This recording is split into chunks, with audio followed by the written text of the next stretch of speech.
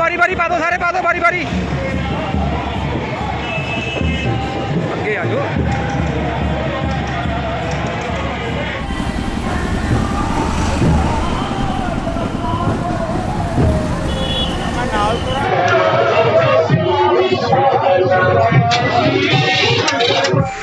बोलिए सियापति रामचंद्र भगवान की।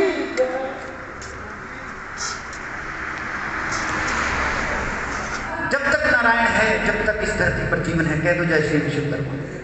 भगवान श्री विश्वकर्मा जी का स्वरूप जो नारायण का है, जल का है, वही सृष्टि का आधार है। जब हमारे शरीर से पानी कम हो जाता है, हम मूर्छित हो जाते हैं, डॉक्टर के पास जाते हैं, डॉक्टर कहता है इसका तो पानी खत्म हो गया, ग्लूकोज चढ़ाओ, कह दो जय श्री विश्वकर्मा। वो डॉक्टरों की भाषा है, वो मेडिकल साइंस की भाषा है कि इसका पानी कम हो गया। लेकिन अध्यात्म महादेव जी कह रहे हैं जब आपके शरीर से नारायण निकल जाते हैं तो मूर्छित तो होना ही है, कह दो जय श्री विश्वकर्मा। महादेव जी कहते हैं आदि नारायण भगवान विश्वकर्मा जी हैं। इसीलिए इस प्रकार महादेव जी कार्तिक जी को कथा त्रेता युग में ले जाते हैं और कहते हैं एक बार नारद जी विष्णु लोक में घूमते हुए माता लक्ष्मी से भेंट कर कैलाश पर्वत पर आए, और जब वो आते हैं तो क्या देखते हैं कि माता पार्वती अपनी कुटिया में एक साधारण सी वस्त्र सूती साड़ी पाई हुई है और झाड़ू लेकर कुटिया में झाड़ू लगा रही है। नारद जी को देखकर बड़ा अचंभा होता है और कहते हैं माता आप तो महादेव की अर्धांगिनी है, अभी अभी मैं विष्णु लोक से आ रहा हूँ। माता लक्ष्मी ने तो गहने पहने हुए हैं, सुंदर सुंदर हीरे मोती से जड़े, उनके गले में मोतियों के हार हैं, इतने सुंदर सुंदर उनके महल हैं, और आप इस छोटी सी कुटिया में, आप देवादिदेव महादेव की पत्नी इस छोटी सी कुटिया में रह रहे हैं। महादेव से कहकर अपना एक महल क्यों नहीं बनवा लेते।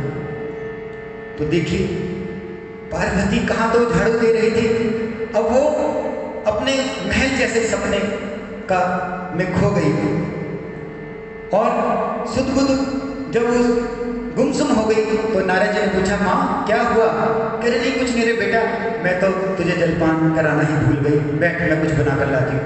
तो नारद जी ने कहा नहीं नहीं मेरा पेट भरा हुआ है, मैं विष्णु लोक से आ रहा हूँ, वहाँ तो 56 भोग थे। तो पार्वती बोली हाँ हमारे गरीबों के घर का पानी कहाँ पियोगे, तुम तो बड़े घर में मेहमान बनना चाहते हो। और इस प्रकार आज पार्वती के मन में इच्छा जाग गई कि मेरा भी अपना कोई घर हो। और उधर नारद जी ये कहकर नारायण नारायण करते हुए वापस जा रहे हैं। उधर से महादेव जी लंच के लिए आ रहे हैं, जैसे हमारे भाई आते हैं वर्कशॉप से छुट्टी करके, महादेव जी आ रहे हैं। नारद जी को अपनी कुटिया से आते देख करते नारद जी आओ। महादेव जी को प्रणाम किया नारद जी ने, अरे नारद जी आओ भोजन करके जाना, भोजन का समय हो रहा है। नारद जी मन ही मन कह रहे आज आपको नहीं भोजन मिलेगा, मुझे क्या भोजन कराओगे, कह दो जय श्री विश्वकर्मा। तो देखिए महादेव आते हैं दुनिया में।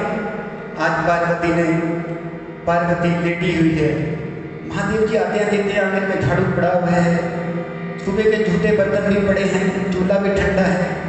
महादेव जी आए बोले अरे सुनो आज क्या खाना नहीं बनाया, और ये झाड़ू आज सफाई भी नहीं करी, बर्तन भी ऐसे पड़े हैं।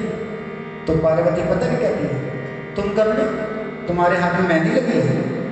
अरे ये क्या बोली, क्या बात है, कुछ नाराज है। हाँ हाँ मुझे क्या, मैं तो इस घर में जब से आई हूँ बस खाना खाना, झाड़ू सफाई, तुम्हें मेरी क्या चिंता, बस मैं तो खाना बनाने आई हूँ। अरे अरे बताओ तो सही क्या बात है।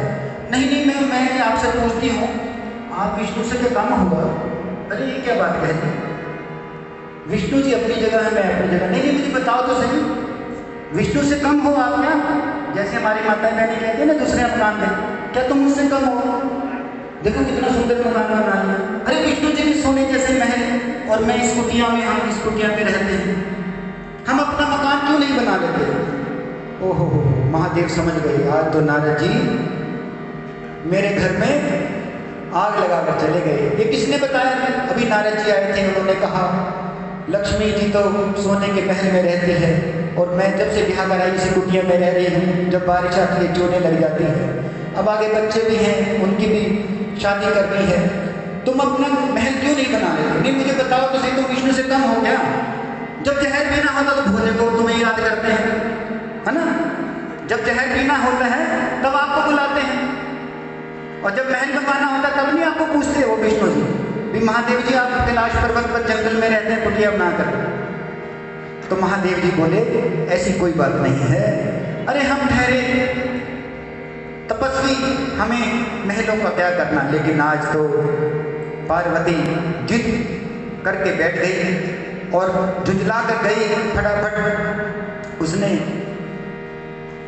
पतीले में चावल चढ़ा दिए और पटक के चूल्हे पर रख दिए। अब तो महादेव जी को गुस्सा आ गया। महादेव जी बोले तू पहले मन में बता। कहने लगी बस मैं तो तुम्हारे लिए खाना बनाऊंगी, मैं खुद नहीं खाऊंगी जब तक मेरा मकान नहीं बन जाता। हमारी माताएं बहनें भी देखिए, जब बाहर से कोई बहू आती है ना ब्याह करके, वो चाहे ससुर का घर उसका कितना ही बड़ा कोठी क्यों ना हो, लेकिन उसका सपना होता कि मेरा अपना हो कोई घर। और जब वो लड़का नहीं मानता, कहते चल बाहर किराए पे ले लेंगे, और जब किराए पे ले लेंगे फिर अपना बनाएंगे, किराए कर्जदार हो जाएंगे, लोन ले लो, आजकल तो लोन मिल जाता है। इसी प्रकार माता पार्वती भी समझा रही है, क्या कहती है? पार्वती बोली भोले से, पार्वती बोली भोले से, एक ऐसा महल बनवा देना, जो भी देखे वो ही बोले क्या कहना भैया कहना, जो भी देखे वो ही बोले क्या कहना भैया कहना। पार्वती बोली भोले से, पार्वती बोली भोले से, ऐसा महल बनवा देना, जो भी देखे वो ही बोले क्या कहना भैया कहना, जो भी देखे वो ही बोले क्या कहना भैया कहना।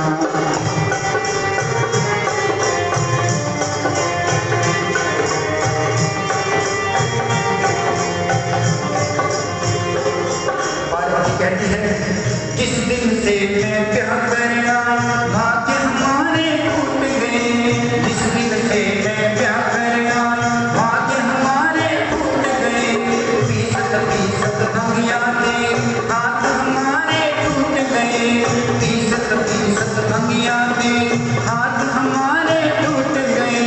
कान भगवान श्री विश्वकर्मा जो कहते हैं प्रभु हम शरणागत हैं, आप सभी के कौन कार्य करते हैं, हमारी इच्छा पूरी करो। ओम जय विश्वकर्मा